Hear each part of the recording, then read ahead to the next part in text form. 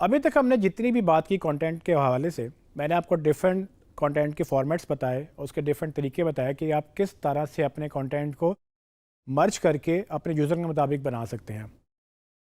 लेकिन अगर सवाल ये पैदा हो कि किसको किस वक्त क्या कंटेंट दिखाना है, तो उसको आप कैसे डिसाइड करेंगे कि मैंने कौन सा कंटेंट कब क्रिएट करना है और किसके लिए क्रिएट करना है। तो उसके लिए आपको याद होगा कि मैंने आपको एक मार्केटिंग फ़नल पहले बताया था कि मार्केटिंग फ़नल जो है वो हमारी कस्टमर की जर्नी को डिफ़ाइन करता है, और हम मार्केटिंग फ़नल के मुताबिक मार्केटिंग करते हैं ताकि हम डिफरेंट स्टेज में लोगों को डिफरेंट चीज़ें दिखा सकें। हमने पहले देखा था कि लोग अपनी जर्नी के मुताबिक कब सोचते हैं प्रोडक्ट को, और सोचने के बाद क्या क्या मराइल से गुजर के और कब एक्शन लेते हैं।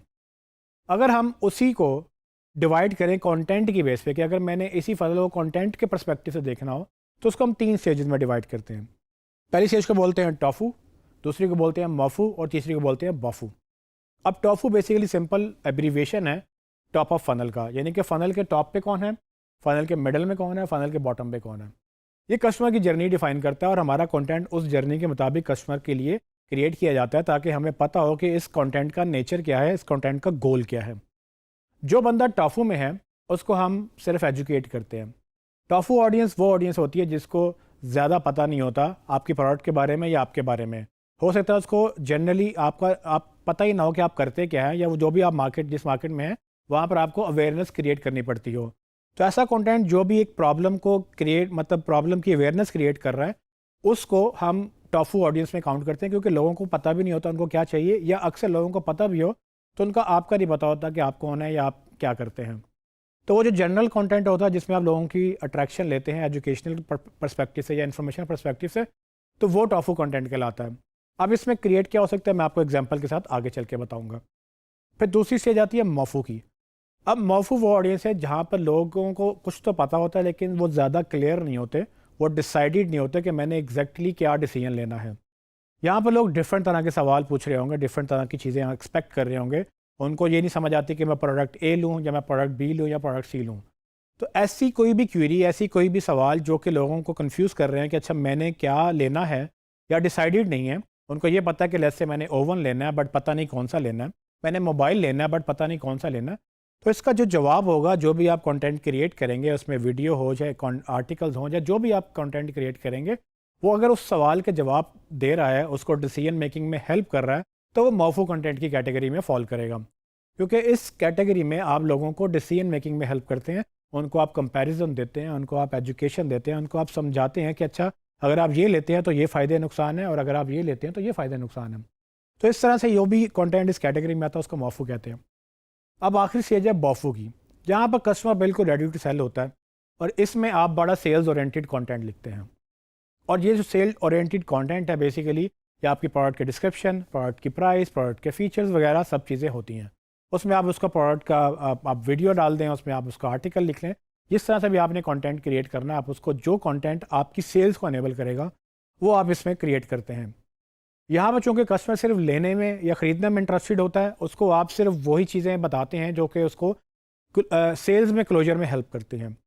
आप कभी डिस्काउंट दे रहे हैं, तो कभी आप उसको फ्री ट्रायल दे रहे हैं, तो कभी आप उसको फ्री समथिंग ऐसा दे रहे हैं कि वो डेमो लेकर या आपके पास चल के आके, या आप उसके बाद चल के जाके कंसल्टेशन के थ्रू, जिस तरह से भी होता है कि यहाँ पर कोशिश होती है ऐसा कंटेंट हो जिससे सिर्फ सेल्स हो। क्योंकि फ़नल में हमेशा ऊपर से नीचे आया जाता है और नीचे यहाँ पर सेल्स होती हैं।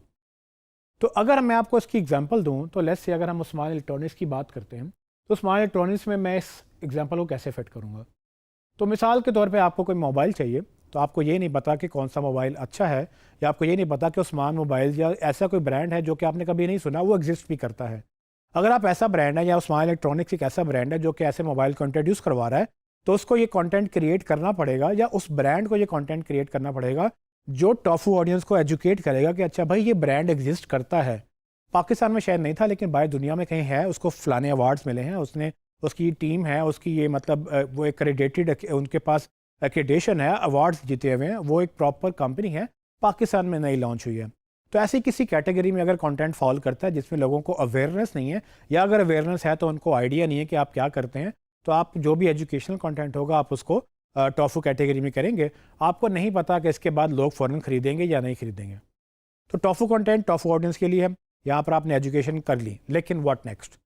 अब एजुकेशन के बाद लोग क्या एक्सपेक्ट करते हैं कि जी आप बिल्कुल उनको अगर वो उनका माइंड बन चुका है, अगर उनका डिसीजन मतलब उन्होंने सोच लिया कि हाँ ये अच्छा लग रहा है, तो वो कंपेयर करना शुरू करेंगे कि अच्छा ये मॉडल 1 जो है ये फ़लाने ब्रांड के साथ फ़लाने मॉडल के साथ कंपेयर करें तो कैसा होगा। अब आपको ये पता होना चाहिए आपकी मार्केट कौन सी है, आप किसके साथ कौन सी कैटेगरी में उनको प्रोडक्ट दे रहे हैं, वो किस प्राइस रेंज में आती है, किस फीचर रेंज में आती है। तो आपको अपना पता होता है कि जैसे अगर एक गाड़ी 1300 सीसी है तो उसका कंपैरिजन 1300 सीसी के साथ ही होगा। अगर एक मोबाइल जो है वो उसकी सर्टन रैम है या सर्टन उसके मेगापिक्सल का कैमरा है, तो उसकी कैटेगरी में और कौन से मोबाइल्स आते हैं आप उसी के साथ कंपेयर करेंगे। अब ये रिसर्च जब यूज़र कर रहा होता है कि अच्छा मैं मोबाइल 1 लूँ या मोबाइल 2 लूँ या मोबाइल 3 लूँ, तो अगर ये आप कर दें उसको और आप उसको एक कंपैरिजन दे दें वीडियो बना के या लिख के या ई बुक के थ्रू या गाइड के थ्रू या ब्रोशर के थ्रू, अगर आप इस तरह कंटेंट उसको डिलीवर करेंगे तो वो आप उसकी ज़िंदगी आसान कर रहे हैं। और ये कंटेंट कंज्यूम करने से उसको ये फ़ायदा होगा कि मैंने डिसीजन क्या लेना है। जब आप उसको डिसीजन मेकिंग में हेल्प कर रहे हैं तो वो कंटेंट सारा मौफू कंटेंट होता है।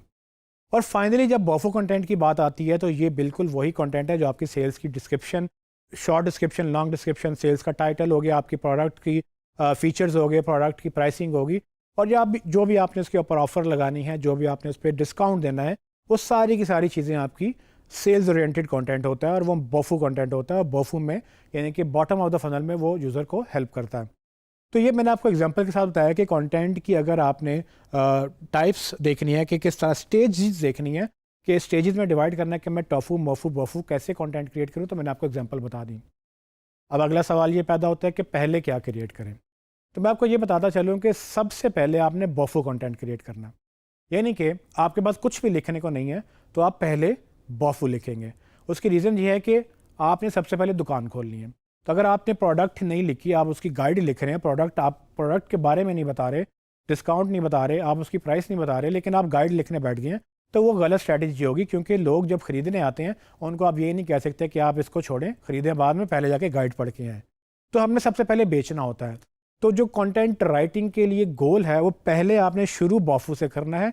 कोशिश करें कि पहले सारा बोफू कंटेंट कंप्लीट करें। यानी कि आपने जितने भी प्रोडक्ट्स हैं उन सब की डिस्क्रिप्शन लिखें, उनकी वीडियोस बनानी है वीडियोस बनाएं, उनके बारे में आपने जो भी इमेजेस या बैनर्स वगैरह बनवाने हैं वो पहले बनवाएं। बोफू कंटेंट को रेडी करें ताकि कोई ख़रीदने आता है तो उसको आप बेच तो सकें फ़ौरन। अच्छा, अब आपके पास जब टाइम बचेगा, आपके पास रिसोर्सेज होंगे, तो आप पूछेंगे कि मैं अब क्या क्रिएट करूँ। कंटेंट मैंने बेचने के लिए तो लगा दिया, तो फिर आप ये करेंगे कि आप बेसिकली मौफू कंटेंट में चले जाएंगे। आप उन सवालों के जवाब देंगे कि अच्छा, फॉर एग्जांपल लोग पूछ रहे हैं कि यार ये मोबाइल ठीक तो लग रहा है, बट क्या मैं वो मोबाइल ले लूँ।